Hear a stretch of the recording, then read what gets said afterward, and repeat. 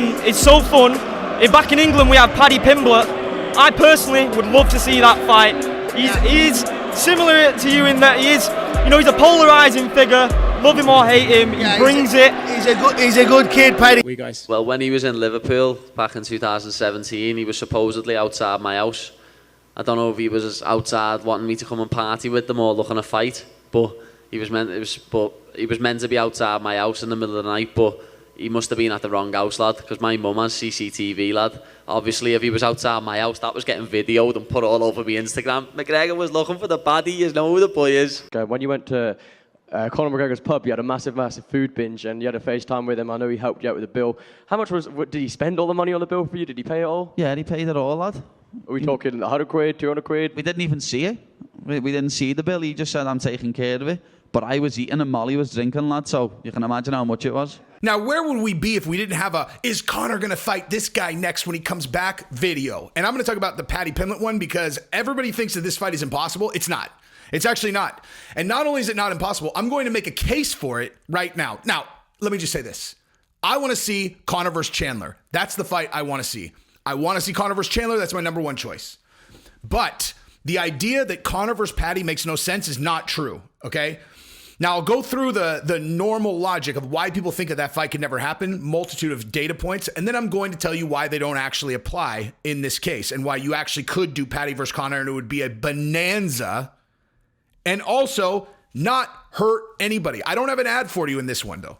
You guys thought I was about to read you an ad, but I'm not. I am going to say that on this channel, first video is free. If you're going to watch more of my content, I ask that you subscribe to the channel. It takes 1 second. You click on it. It's a gentleman's agreement. I appreciate it. It seems like everybody's doing it. So I really do appreciate people who are, being a man about it or a woman and taking the handshake. Also, if you haven't looked at Jesse on Everything, it is definitely a better channel than this because I get to talk about all kinds of things. Everybody's been saying, they're like, dude, you really hit your stride lately on Jesse on Fire. I'm like, you want to know why?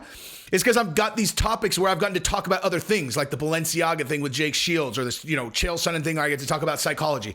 Jesse on Everything, that entire channel is nothing but me talking about interesting topics like that. It's a better channel, but it's also shadow banned. So give it a look. Jesse on Everything, you will love it. I'm going to do work on that channel today, dude. I don't know if all the videos are going to go up today. I'm going to record them right now, and my goodness, I've got some fire for that channel right now. Anyway, so give it a look.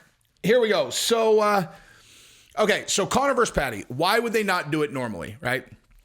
Now, you've got the most blaring obvious reason, which is this.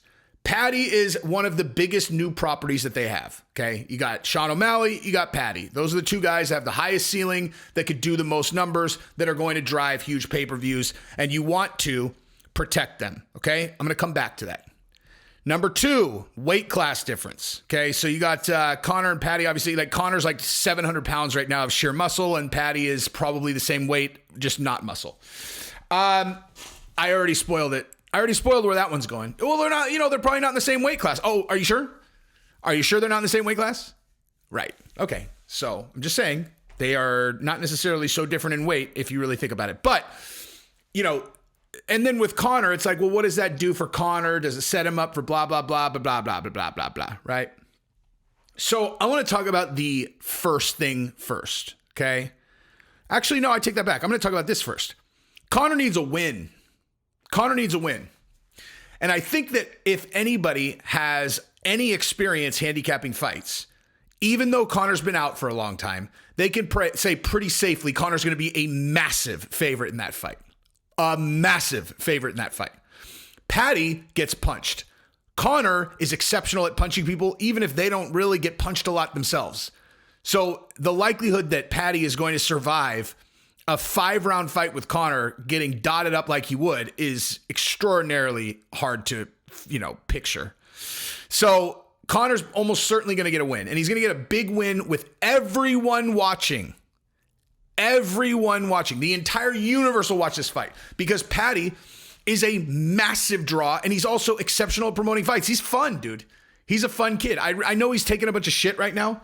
I think some of that is probably warranted. I don't think all of it is, right? It's like, okay, let me actually just say this. I am seeing a lot of hate for Paddy right now. A lot of hate for Paddy, which is kind of weird when you really think about what he's getting hated on for. Okay, so he had the thing with Ariel, right?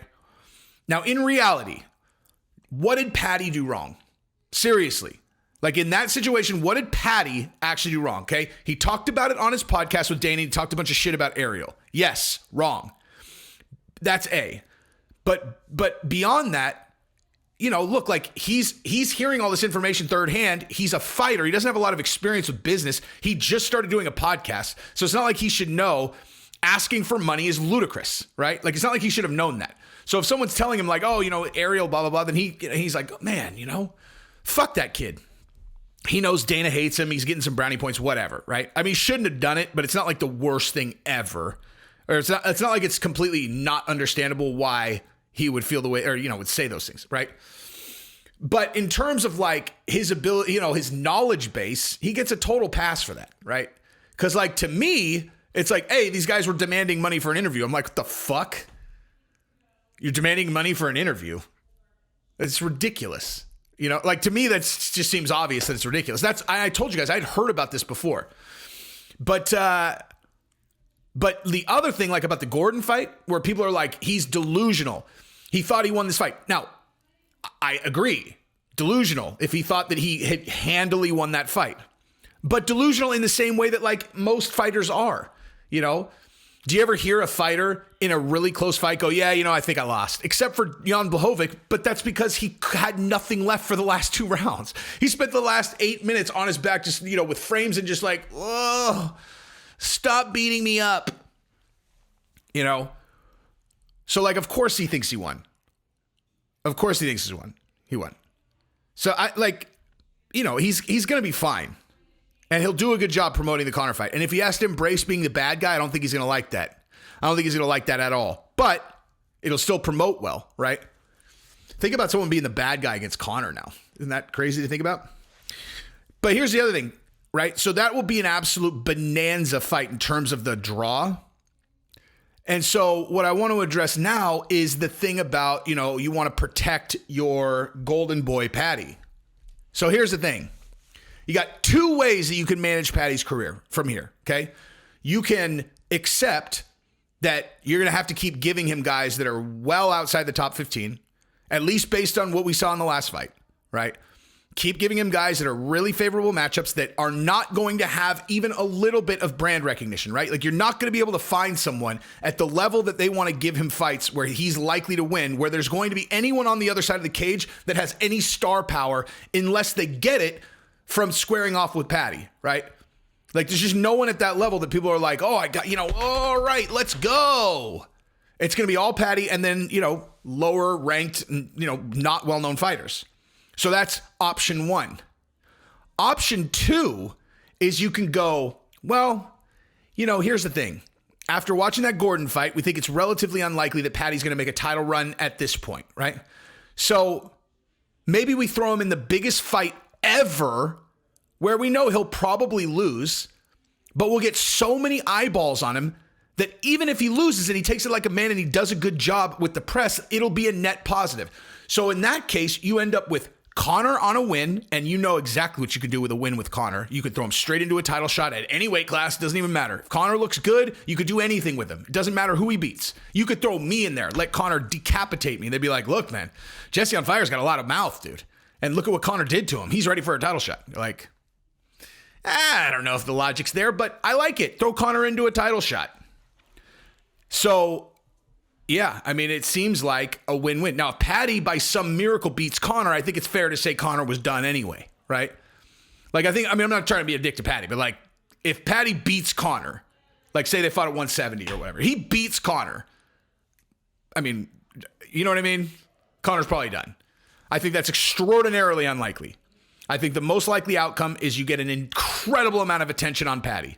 And he will shine in the press conferences and people will be like, I really like this guy. He's awesome. Conor will be himself. And then Conor will beat the shit out of him. But he's got a strong chin, so he probably lasts a couple rounds. And then Paddy comes out, you know, net positive. Conor comes out off a win, net positive. UFC makes $1 billion and everybody's happy. So, yeah, I don't think it's impossible at all. I don't think it's impossible even a little bit. What do you guys think? Tell me in the comments, okay? Why don't you do that for me, son? Now, what else are we doing? I don't know. I'm going to record a bunch of Jesse on Everything videos right now, so why don't you go enjoy those whenever you get done watching this. I love you guys. Peace.